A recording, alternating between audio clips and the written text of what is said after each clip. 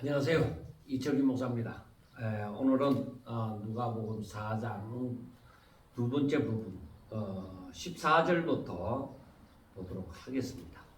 그러니까 13절까지는 이제 예수님이 성령에 이끌려서 강야로 가사 40일 동안 금식하시면서 마귀에게 시험을 받고 그리고 말씀으로 이 마귀를 물리쳤습니다. 모든 시험을 이겼습니다. 그래서 우리가 무엇보다도 어떤 큰 능력을 받아야 된다, 어떤 귀신을 쫓아내고 이게 아니라 무엇보다도 중요한 것이 하나님의 말씀으로 딱 무장이 되는 것입니다. 마귀도 하나님의 말씀 앞에는 꼼짝 못하는 것을 우리가 앞으로 계속 볼 수 있을 것입니다.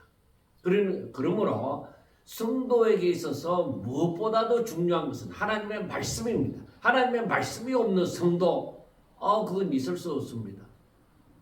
하나님의 말씀이 있으므로 그 말씀을 따라서 우리가 순종을 하게 되어지는 것이죠.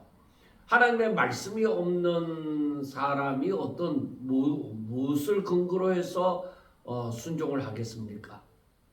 오직 우리 성도들에게는 하나님의 말씀이 가장 필수적입니다. 생명과 같은 것입니다. 자, 이제 14절부터 보면은 예수께서 성령의 능력으로 갈릴리에 돌아가시니 그 소문이 사방에 퍼졌고 친히 그 여러 해당에서 가르치심에 무사람에게 칭송을 받으시더라 하고 14절과 15절에서 말씀을 합니다. 그러므로 우리가 여기에서 보면서 14절에서 예수께서 성령의 능력으로 갈릴리에 돌아가시니, 자, 성령의 능력, 성령의 충만해서 성령으로 충만해서 지금 갈릴리로 가셨다는 것이죠. 그러니까 이거 성령의 능력으로 하는 것은 성령 충만한 상태입니다. 예수님이 세례를 받으시고 하늘에서 물속에서 올라오시며 하늘로부터 소리가 들렸고 성령이 임하였는데 그때 성령이 충만해서 그래서 성령에 이끌려서 강야로 가사 시험을 받으셨던 것이죠. 그리고 그 성령 충만한 상태로 이제 예수님의 사역이 이루어질 것을 보여주고 있는 것입니다. 성령의 능력으로 갈릴리에 돌아가시니 그 소문이 사방에 퍼졌다. 그러니까 앞에서 여기서 요한은 기록을 하지 않았지만은 예수님에 대한 소문, 예수님이 이미 마귀에게 시험을 받으시고 가버나움이나 다른 곳에서 예수님이 사역을 했다. 그 예수님의 소문이 사방에 퍼졌다. 그러니까 사람들의 이목이 집중되어진 것이죠. 소문이 퍼졌다. 그러니까 사람들이 예수님에 대해서 어느 정도 관심을 두기 시작한 것입니다. 그리고 친히 여러 해당에서 예수님께서 가르치십니다. 해당에서 가르치심에 사람들이 예수님의 소문을 듣고 그의 가르침을 듣고서 사람들이 어떻게 되느냐, 다 예수님을 칭송하게 되어지는 거예요. 그러니까 예수님께서 가버나움에서 병자를 고치시고 하는 그러한 것들에 대해서 사람들이 알게 되어졌죠. 그리고 해당에서 예수님의 가르치심을 들었죠. 그러니까 자동적으로 예수님이 보통 분이 아니시다 하는 것을 사람들은 이제 관심 집중입니다. 관심 집중인데 그리고 예수님에 대해서 전부 다 긍정적인 반응을 가지고 있습니다. 그런데 16절에 보면은 예수께서 그 자라나신 곳 나사렛에 이르시사, 그리 나사렛이라는 곳이 자라나셨다 하고 자라나신 곳, 즉 나사렛은 고향이잖아요. 고향. 그런데 나사렛에 이르사 안식일에 늘 하시던 대로 회당에 들어가서 성경을 읽으려고 서심해 선지자 이사야의 글을 드리거늘 책을 펴서 이렇게 기록된 데를 찾으시니 하고 말씀을 합니다. 그러니까 고향에 들어가서 안식일 날 회당에 들어갔습니다.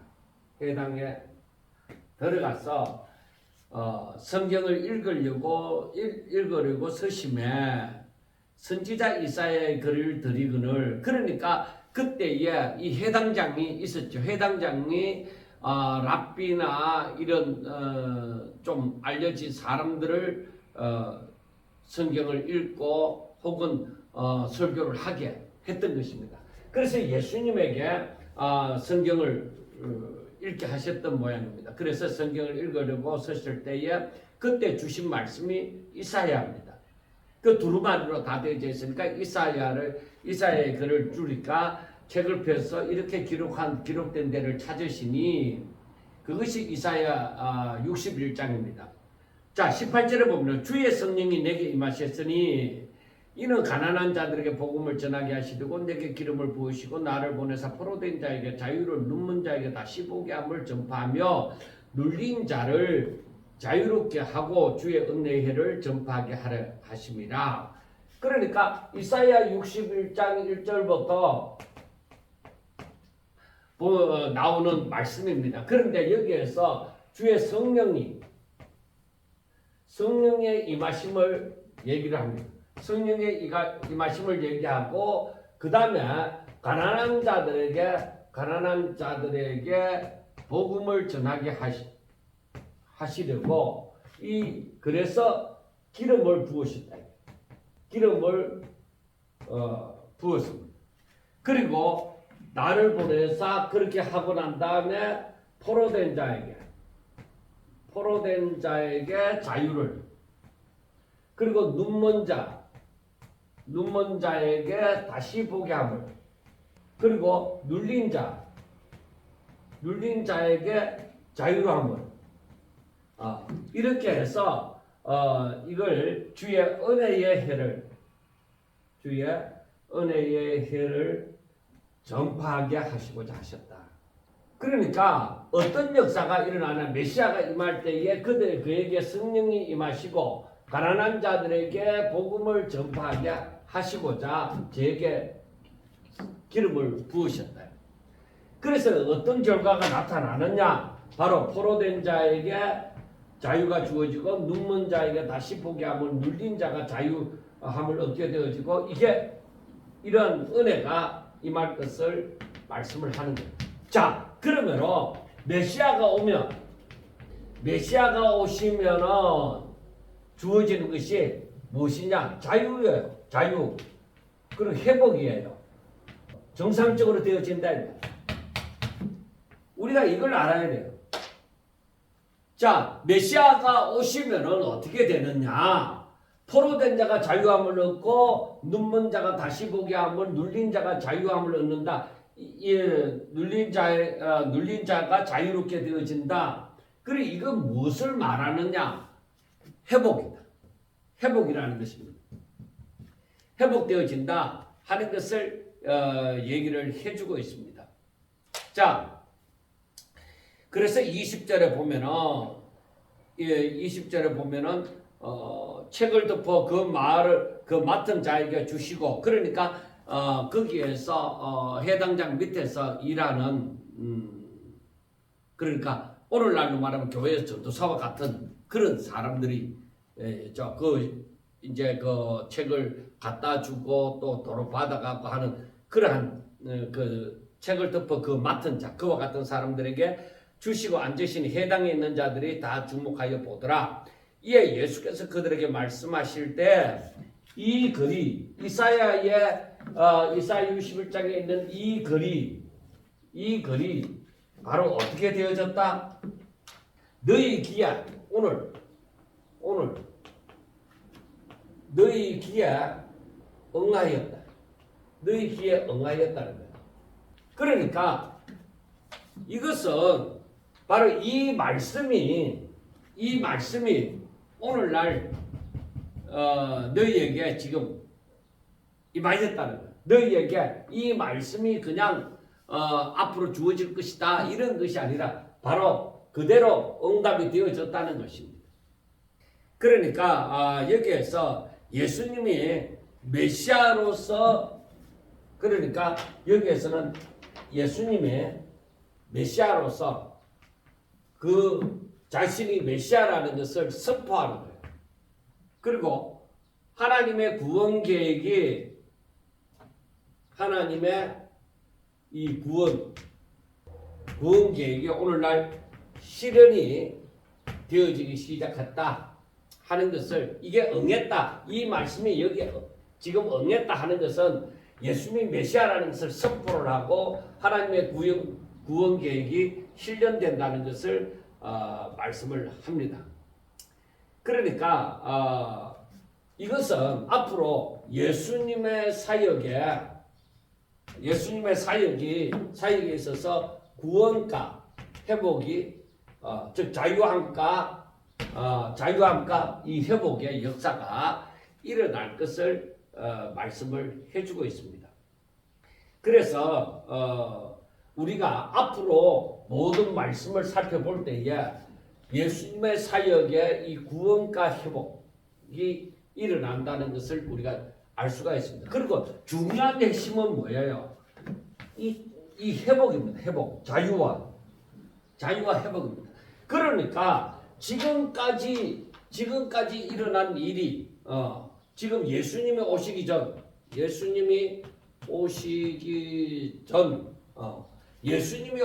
전에는 포로와 마찬가지예요. 자, 아담의 후손이 전부 다 뭐야? 죄인이야. 그러니까 죄의 종인이 죄 가운데 역사하는 사단의 종이다. 사단에게 메인자가 되어졌던 것입니다. 그래서 이 사망에서 벗어나지를 못하는 거예요. 벗어날 수가 없다. 그렇지만은 예수님이 오심으로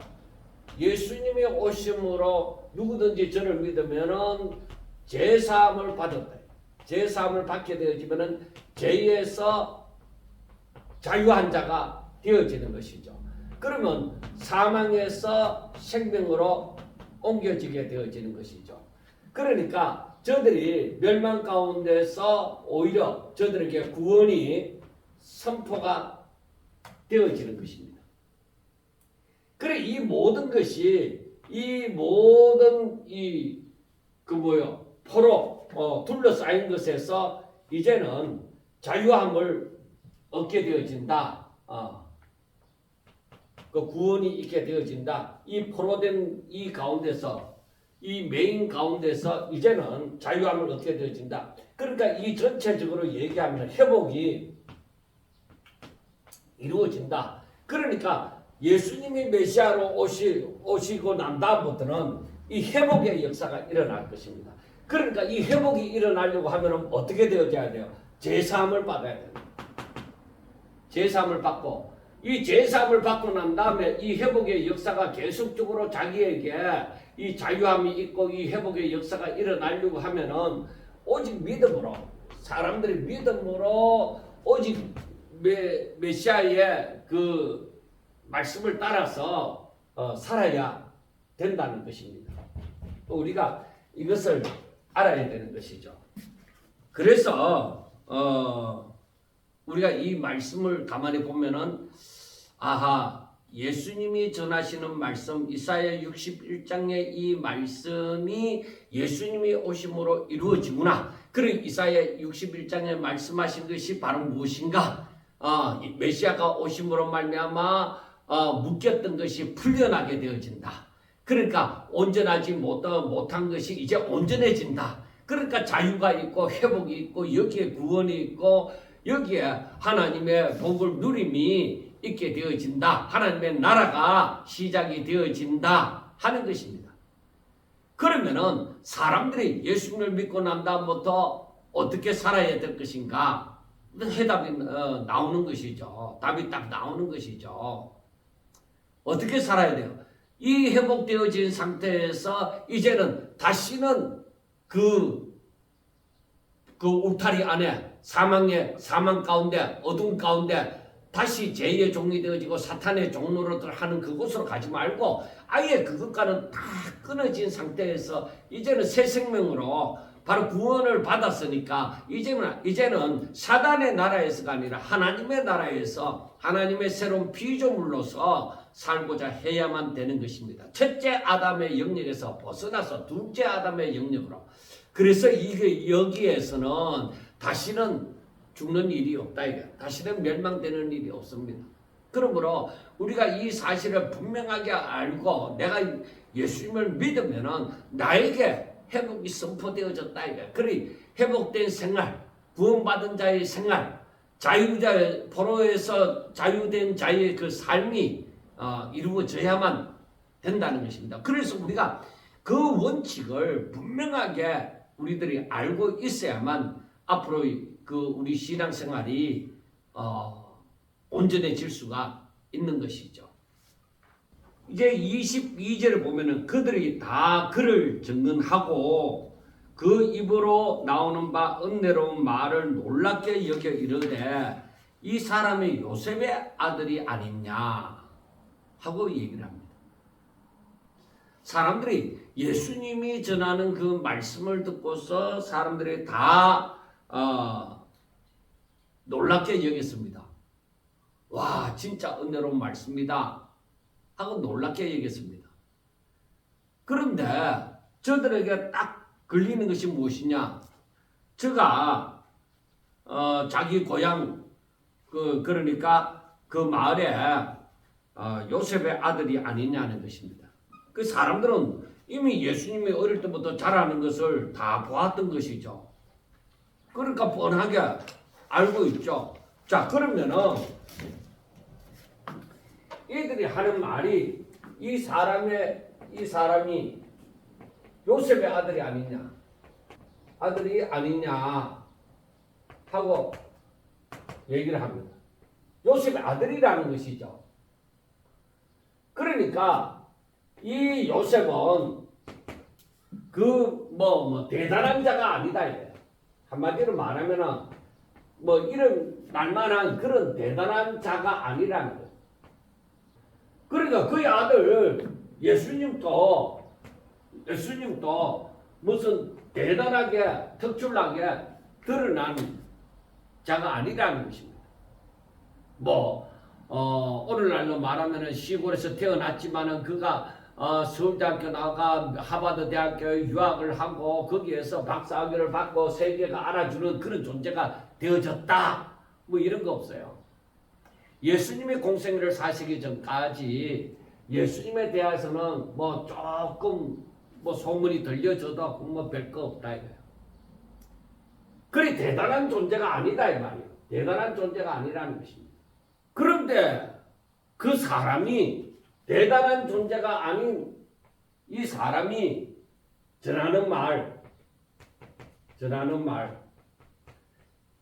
이 말을 우리가 중요하게 대단하게 여길 것인가 하는 것입니다. 대단한 사람이 전하는 말을 좀 원대스럽다고 해서 우리가 중요하게 여길 것인가 하는 것입니다. 저들이 아무리 예수님이 전하는 말이 놀랍고 감탄스럽다 이거예요. 그 감동이 되어졌어요. 은혜로운 말에 감동이 되어졌지만은 그가 요셉의 아들이 아니냐 이것 때문에 그 모든 감탄됐던 그 마음이 딱 반감이 되어지는 거예요. 그러니까 나사렛에서 한마디로 말하면 나사렛에서 무슨 선한 것이 나오겠느냐. 이 말은 목수인 요셉에게서 무슨 대단한 존재가 나오겠느냐 이거예요. 대단한 존재가 나오겠느냐. 바로 그 말입니다. 저 분명히 뭔가 좀 이상한 거야. 왜? 그 사람은 요셉의 아들인데, 목수 아들인데, 그 사람이 뭘 대단한 존재가 되겠느냐. 이게 바로 무엇이냐? 이게 인간의 한계. 인간의 한계. 여러분, 인간의 한계가 뭡니까? 대단한 것에서 대단한 것이 나오는 거예요. 이걸 오늘날로 말하면 뭐예요? 금수저다. 그리고 별 볼 일 없는 것에서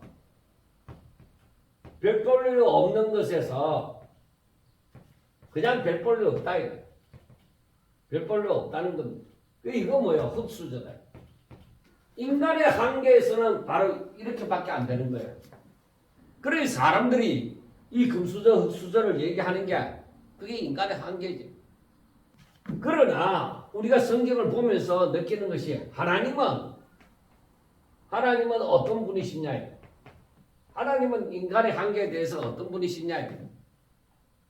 하나님도 인간의 한계에 그냥 굴복할 수밖에 없느냐? 금수저는 금수저대로, 흙수저는 흙수저대로 그렇게 살아가도록 밖에 할 수 없느냐? 아니다. 하나님은 어떤 분이냐? 인간의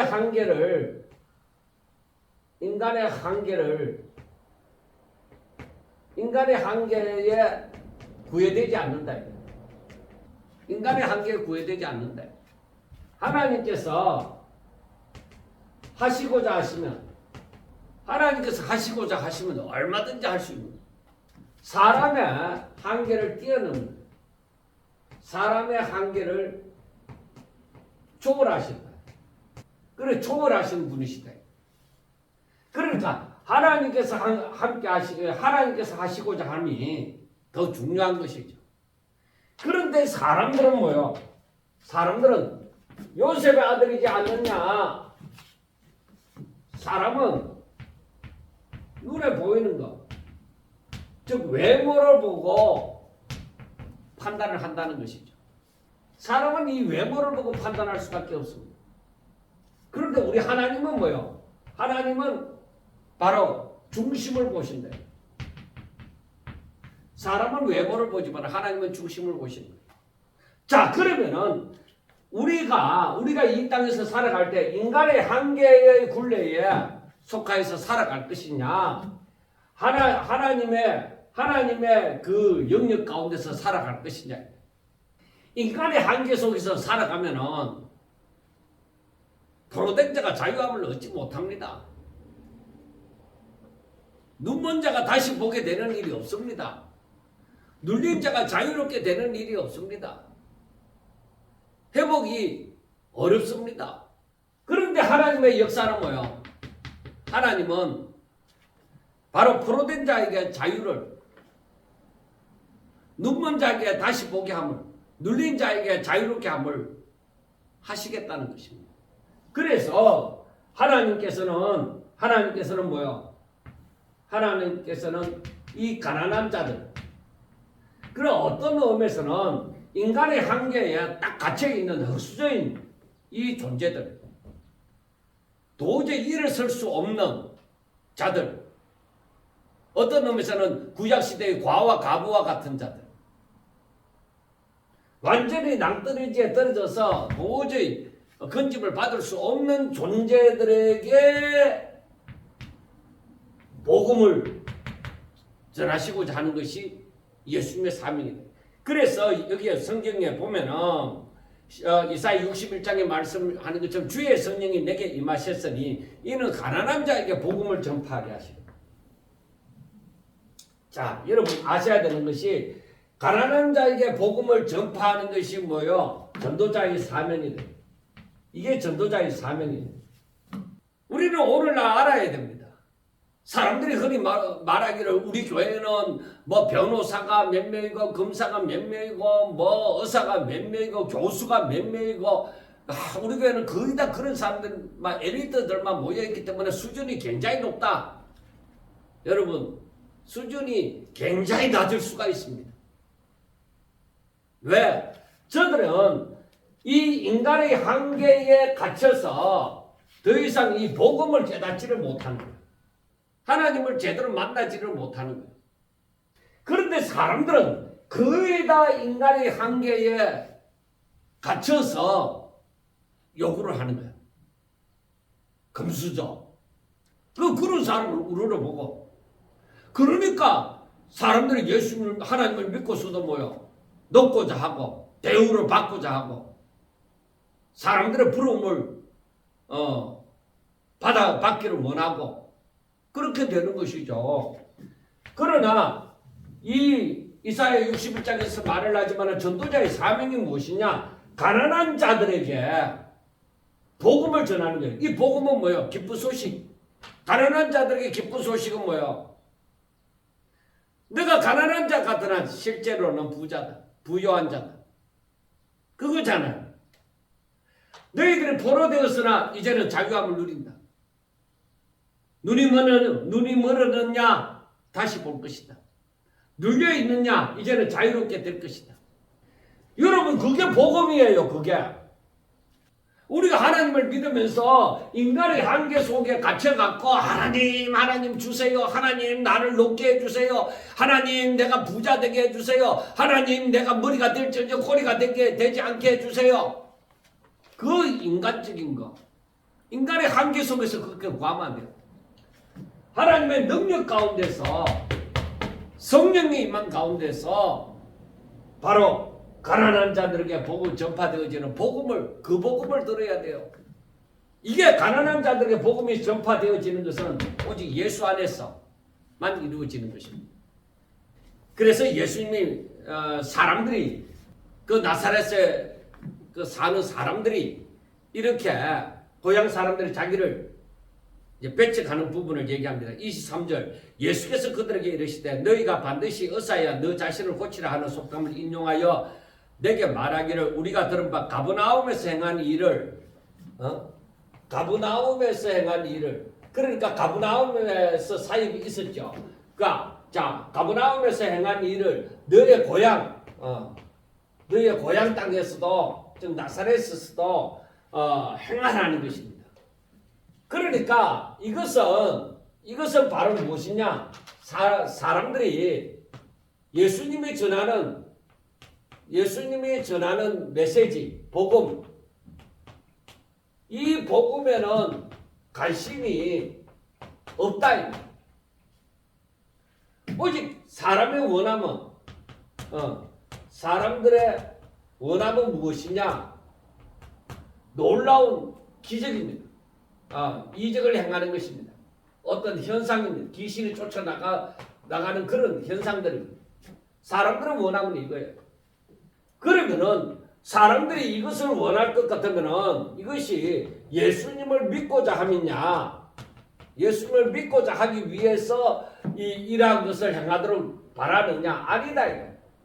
인간의 한계 속에서 높아지는 거. 그걸 바라는 거야. 야, 너 잘하는 제주 한번 부려봐라.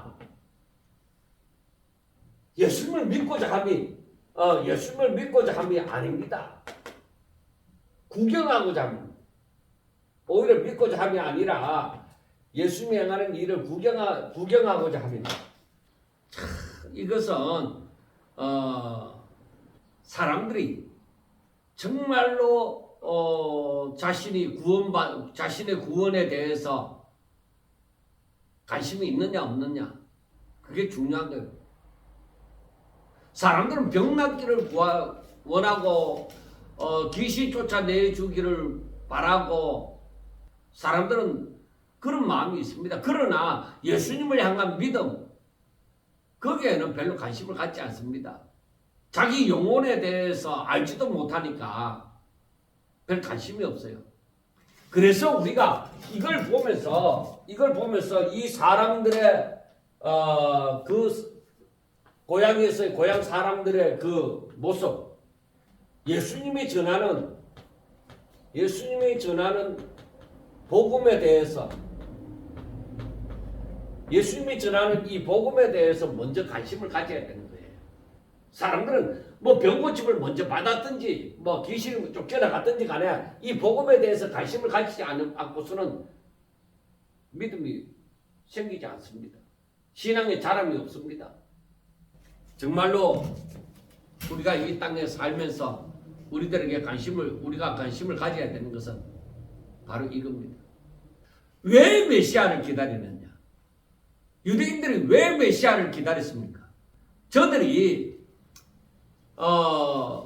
먼저 구약 성경을 저들이 제대로 알았더라면, 그리고 누군가가 제대로 전파했더라면 예수님이 이사야 53장에 있는 말씀만 제대로 깨달았다 하더라도 정말 저들의 메시아를 기다림이 이사야 61장의 이 말씀을 온전히 해석할 수가 있었을 것입니다. 그런데 사람들은 인간의 한계, 그 사람의 그 테두리에 딱 갇혀갖고 하나님의 말씀을 해석했기 때문에 저들은 진정한 하나님의 뜻을 알지 못하였고, 그래서 회복도 정치적인 메시아가 오셔서 저들을 이제 그 식민지 받는 것에서 어떤 포로된 가운데서 풀려나는 것, 육신적으로 풀려나는 것, 그것만 생각했습니다.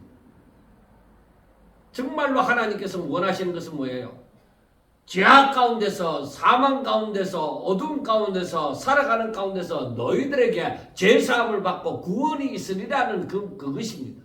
그런데 그것이 이 땅에 살면서 정치적으로, 경제적으로 어떤 압박을 받는 가운데서 이제는 자유자가 되어지고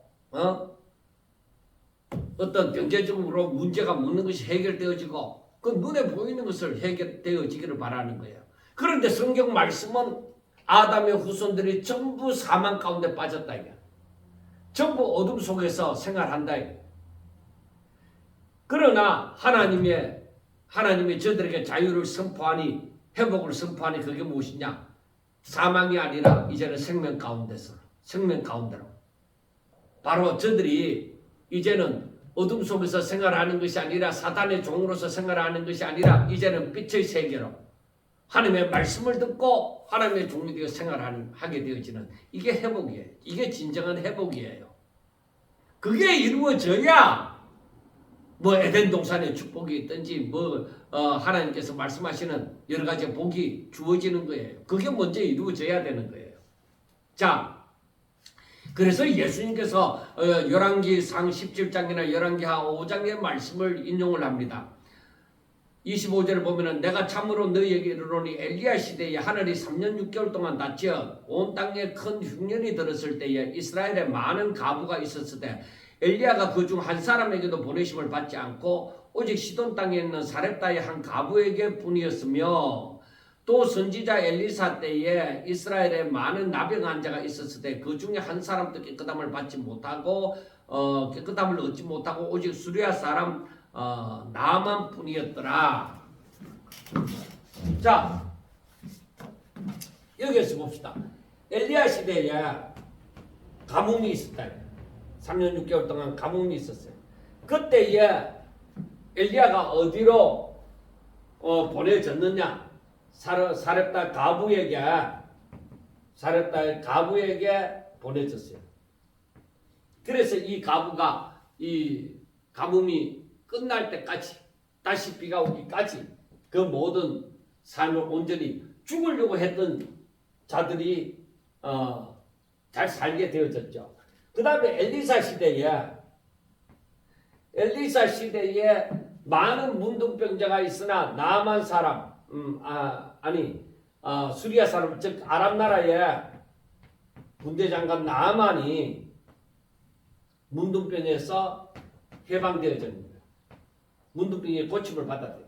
이스라엘에 많은 문둥병자가 있었지만은 그때에 이 나만이 이 고침을 받은 거예요. 그러니까 이것은 무엇을 말하느냐? 이것은 무엇을 말하느냐 하면은 여기에서 보면은 이들이 이 고향 사람들이랑 마찬가지로 이들이 뭐요? 선민의식에 빠져있대. 이방인들. 그러니까 이들이 이방인들을 온전히 자기들 그 그룹에 들어오지 못하는 하나님의 은혜를 받지 못할 자로 생각한 거예요. 그리고 그때에 신분적으로 생각해 볼 때 가부는 천한 자예요. 그런데 이 신분이 높은 사람은 놔두고 이 가부가 어떻게 그때에 구원을 받을 수가 있느냐. 그 저들이 무시하는 이방인들, 저들이 무시하는 가부들이 오히려 엘리야의 엘리사 시대에 구원함을 받은 거예요. 문제가 해결되어진 거예요. 그러니까 예수님이 그걸 얘기를 하니까 이 사람들이 그걸 우째가 자기들을 빗대어서 하는 말인 줄 알고서는 이 사람들이 화가 났어요. 그래서 예수님을 동네에서 쫓아보내갖고 저 산 낭떠러지로 가서 밀쳐버리려고 하는데 예수님이 오히려 당당하게 그 사이를 지나가시는데 아무도 건들지를 못했던 것이죠. 그래서 여기에 보면은 이 가부나 사렙다의 가부나 이 나만이나 이들은 뭐예요? 이 사람들은 뭐냐? 이 가부나 나만 이 사람들은 은혜 받을 만한 자예요. 은혜 받을 만한 사람이다. 은혜 받을 만한 자가 은혜를 받았다는 거예요.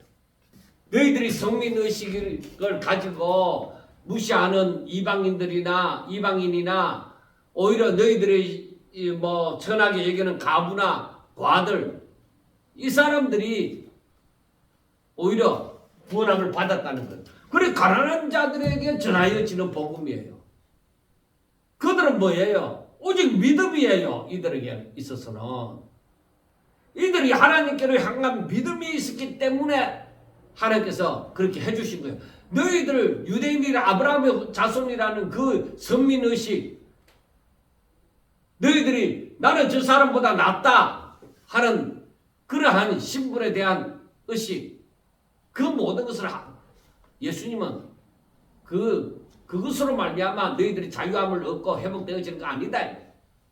그런데 사람들은 전부 다 뭐예요? 선민의식이나 신분 상승이 되기를 바라고 있잖아요. 그게 인간의 한계 속에서 살려고 하는 거잖아요. 믿음으로 살아라. 인간의 한계 속에서 살지 말고 믿음으로 살아라.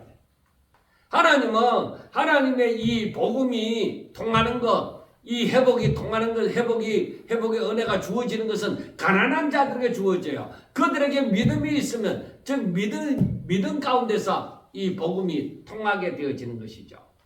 자, 이 사람들은 뭐예요? 자기들 마음대로 안 되니까 죽이고자 하잖아요. 그것 또한 인간의 한계 속에서 일어나는 일이에요. 내 마음에 안 들면은 내가 힘이 있다고 생각할 때에 내 마음에 안 들면 저를 죽이는 거예요.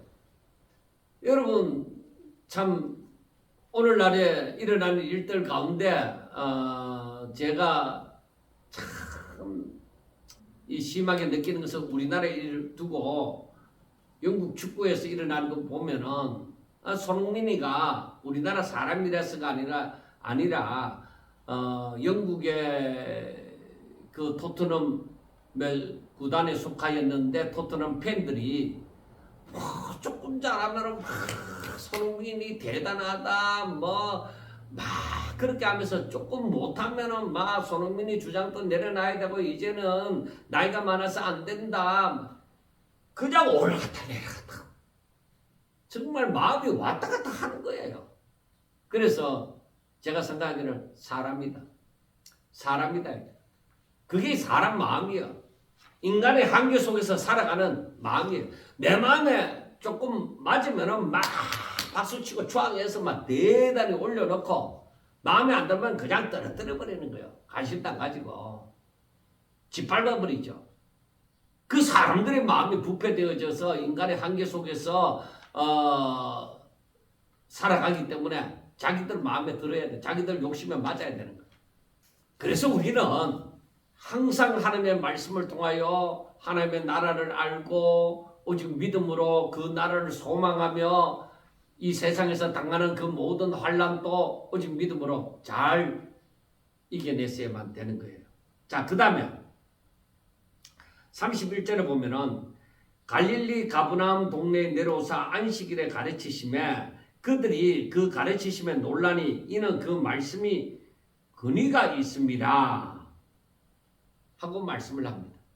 예수님의 말씀에는 항상 근위가 있습니다. 왜? 그것은 진리고 살아있는 말씀입니다. 생명입니다. 그렇기 때문에 거기에는 힘이 있죠. 하다못해 이 학자의 그 말이 붓의 힘이 있는데 어떻게 살아있는 하나님의 말씀에 힘이 없겠어요?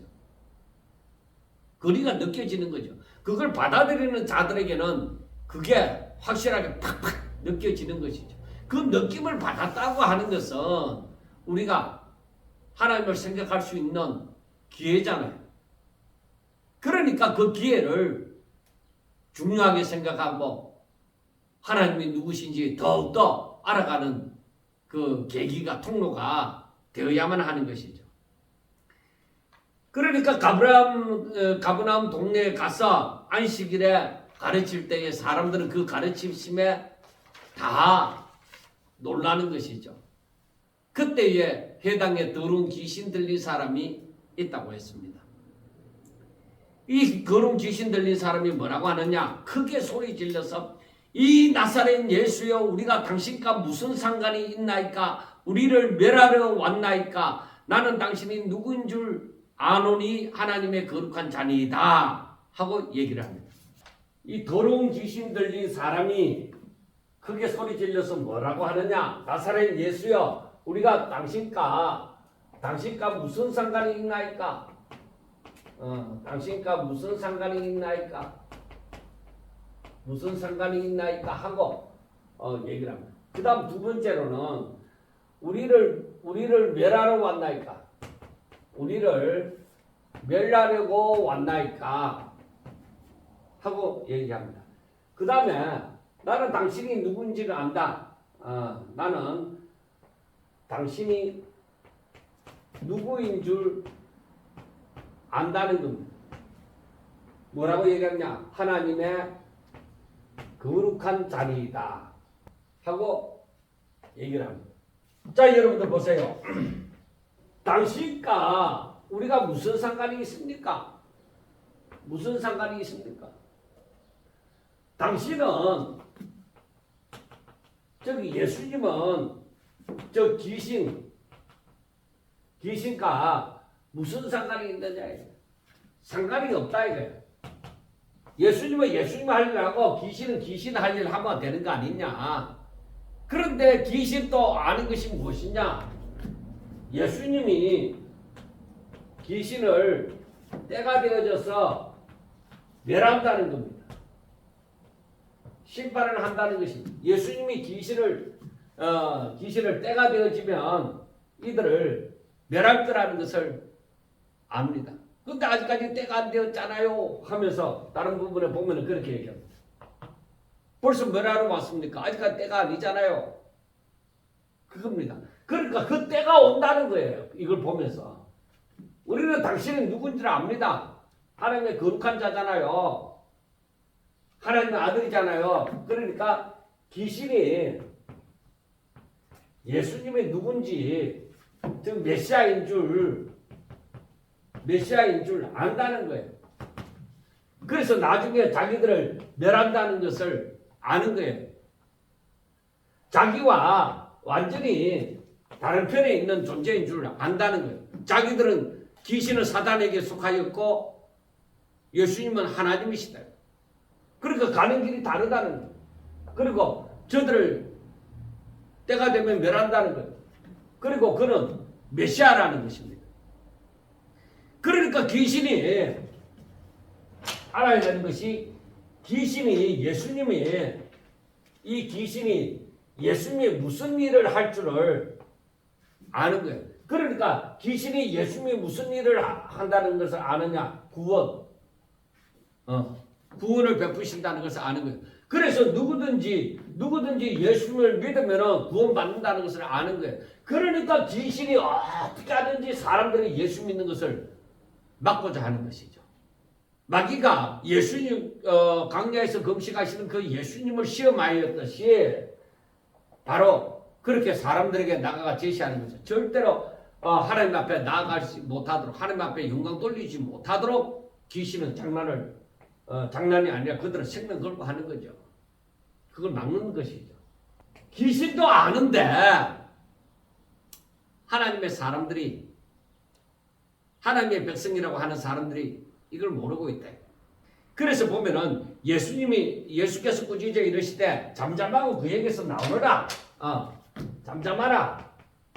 잠잠하고 그에게서 나오너라 하고 예수님이 말을 했습니다. 그랬더니만은 귀신이 어떻게 했어요?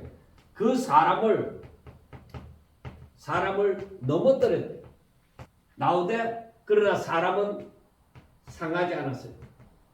우리가 알아야 되는 것이, 자, 예수님의 원하심은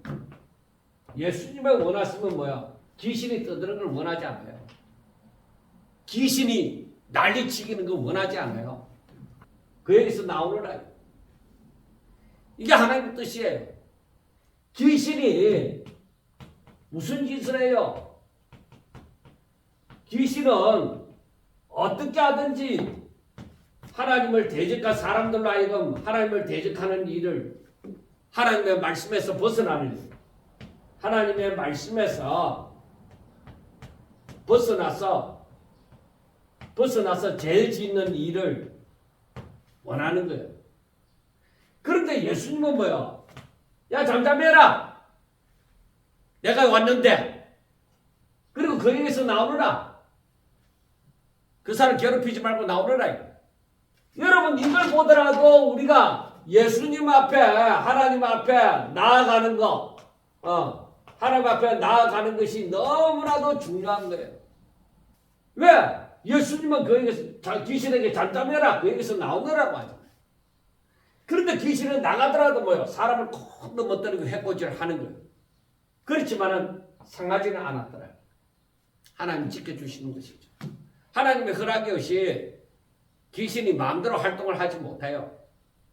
그러나 예수님이, 그렇지만은 예수님이 나아가면 저들은 뭐예요? 주의 말씀에, 여기에서 보면은, 이 말씀을 보면은 주의 말씀에, 하나님의 말씀에 복종할 수밖에 없어요. 복종을 할 수밖에 없다. 하나님의 말씀 앞에는 귀신이 떠나는 거예요. 그럼 마귀를 대적하라. 그리하면 피하리라고 하죠. 그럼 뭘 갖고 대적할 거냐? 예수님처럼 말씀으로. 그래서 성도는 하나님의 말씀으로 무장이 되어져야 된다.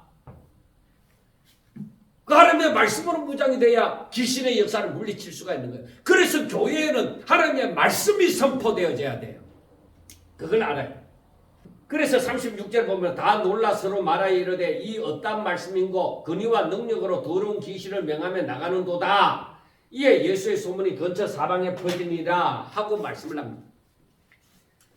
자, 사람들이 이것을 보고 다 놀라는 이유가 예수님이 잠잠하라. 그 사람에게서 나오너라. 그렇게 말하니까 귀신이 벌벌 떠면서 나오는 거예요. 그 사람들이 깜짝 놀라죠. 야, 저 사람의 근위가 얼마나 대단하길래 저 귀신이 벌벌 떠고 나가느냐 이거예요. 왜? 예수님을 만나기 전에는 저 귀신이 그 사람을 괴롭히고 뭐 사람들, 주변의 사람들도 다 두려워하고 그렇게 했는데, 아니 예수님이 말씀하시니까 귀신이 꼼짝 못하고 그 사람에서 나오는 거야. 그래 사람들이 깜짝 놀라죠. 야, 저 사람의 이 말이 얼마나 거리가 있으면 저 귀신이 벌벌 떨고 나오느냐는 거예요. 그래서 예수님에 대한 소문이 점점 더 사람들에게 퍼지게 되어지죠. 제가 군대 가기 전 청년 시절에 그때의 우리나라에 뭐 은사 집회나 능력 집회, 성령 집회 뭐 하면서 여러 가지 포스터가 붙어 있었습니다. 그래서 능력을 행한다고 하는 사람들이 많았는데 제가 주변 사람들이 그런 집회에 참석하고 했다 해도 저는 처음에는 잘 몰랐어도 참석을 못했습니다. 어떤 사람이 어떤 일을 하는지도 몰랐어도 잘 참석을 못했는데 한번 그런 일이 있으면은 한번 가서 봐야 되겠다 하고 나중에 그렇게 이렇게 참석을 해서 본 일이 있습니다. 그런데 그때 참석을 하고자 했을 때 제가 하나님을 너무나도 사랑하고 하나님을 믿고 내 믿음을 성장시키기 위해서 참석을 한 것이 아니라 구경하고자 합니다. 솔직하게 구경하고자 해서 도대체 무슨 일이 일어나느냐 구경하고자 해서 참석을 하고자 했던 것입니다. 그런데 제가 이 말씀을 가만히 보면서 그 무리들 예수님을 찾아 나오는 무리들의 그 심정이 어떻게 했을까? 정말로 하나님을 사랑하고 하나님의 은혜를 잊기를 원하고 이래서 나왔을까? 아니면은 구경하고자 함이었을까? 옛날에 저처럼 구경하고자 함이었을까 이거예요. 그리고 그 구경하다가 어쩌다가 내한테 특별한 일이 일어나면 또 좋고 그게 무리들 심정이에요. 그래서 예수님에게 무슨 일이 있으면은 이제 예수님에게서 다 떠나는 것이죠. 그래서 성경을 제가 이렇게 사복음서를 보면서 느끼는 것이 무리들, 군중들 그들의 마음이 나와 같았을까 하는 생각을 많이 해보았습니다. 자, 그 다음에 38절부터 보면은 예수께서 일어나 회당에서 나가사 시몬의 집에 들어가시니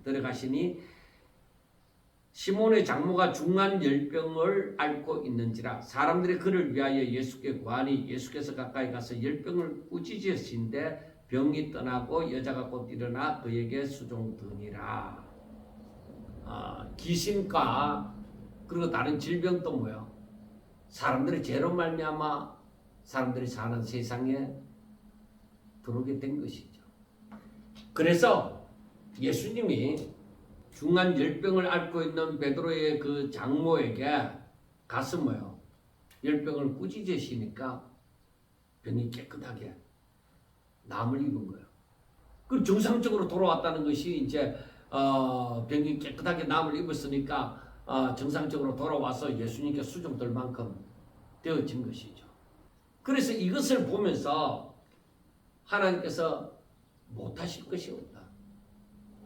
그리고 우리가 건강하게 사는 것, 강건하게 사는 것, 그것은 오직 제사함을 받고 믿음으로 사는 것이다.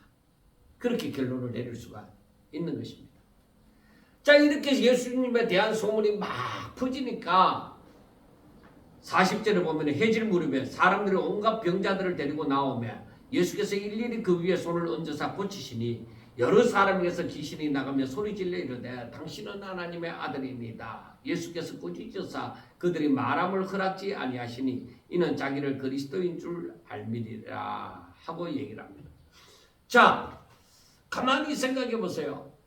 왜 예수님이 귀신이 당신이 누군 줄 아니까 아는데 당신은 하나님의 거룩한 자니이다. 당신은 그리스도입니다. 그렇게 말하는 것을 허락하지 않았을까? 여러분들 의문이 들잖아요. 세례 요한이 복음을 전파하면서 회개의 세례를 전파하면서 사람들이 자기가 나오니까 뭐라고 했느냐? 야, 이 독사의 자식들아 하고 말을 했잖아요. 왜 그랬을까? 자, 예수님이 복음을 전파하는데 귀신이 당신은 하나님의 거룩한 아들이다. 거룩한 자녀이다. 당신은 그리스도입니다. 하고 귀신이 말을 하는데 예수님이 뭐라고 하느냐? 잠잠하라. 잠잠하라고 하는 거야. 왜 그랬을까?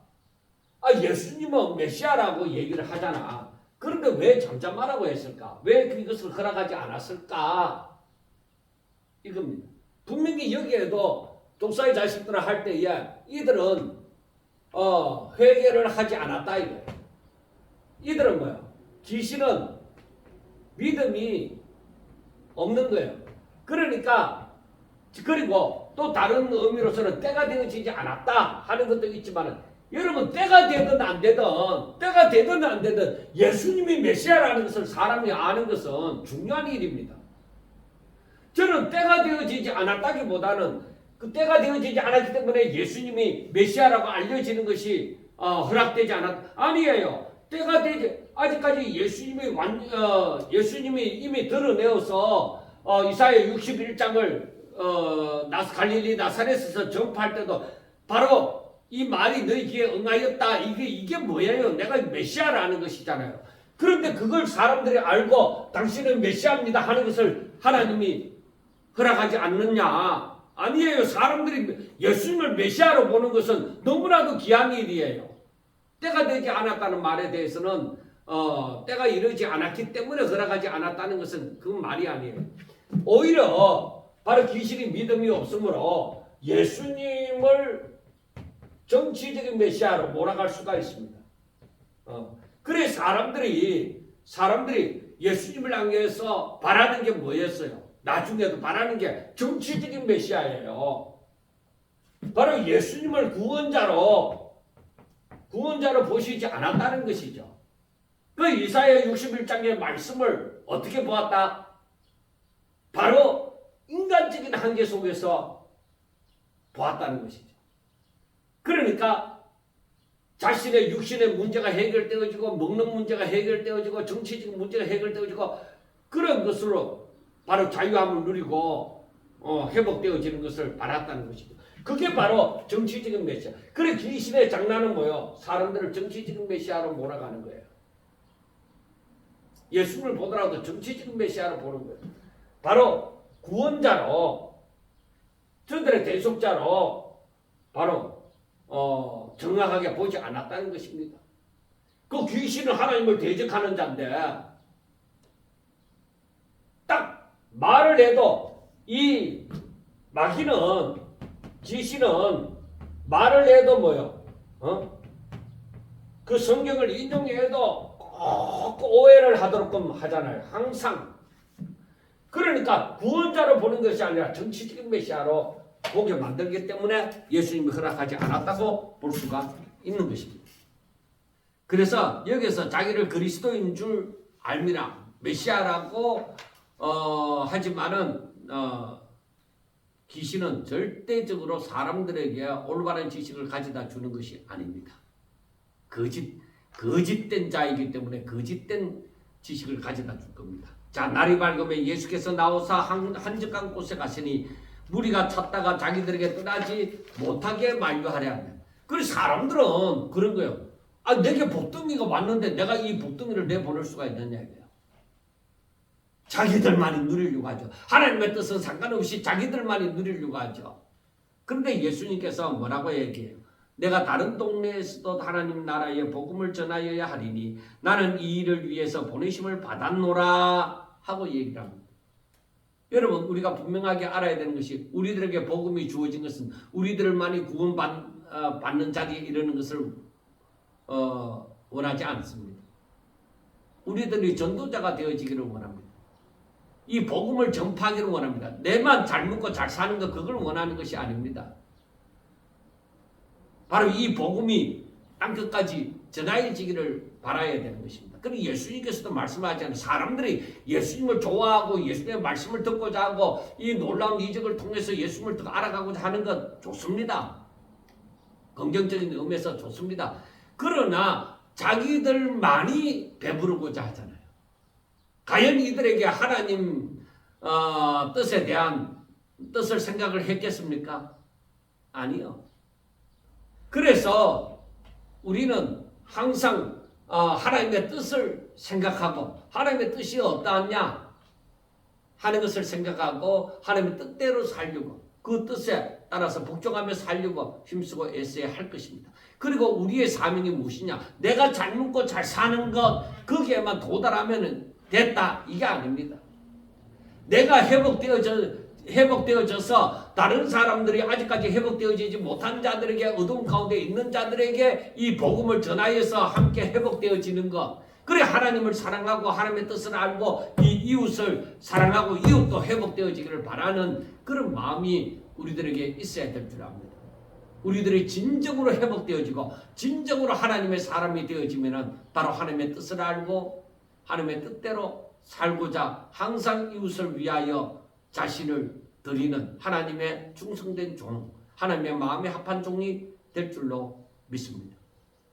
그래서 오늘 이 누가복음 4장 후반부를 다 보면서 예수님이 오직 복음을 위하여 이 세상에 오셔서 복음을 전하시고 그리고 이 세상에 회복을 자유를 구원함을 주시고자 오신 줄을 우리가 확실하게 알고 예수님을 더욱더 잘 믿으시기를 주의 이름으로 축원합니다.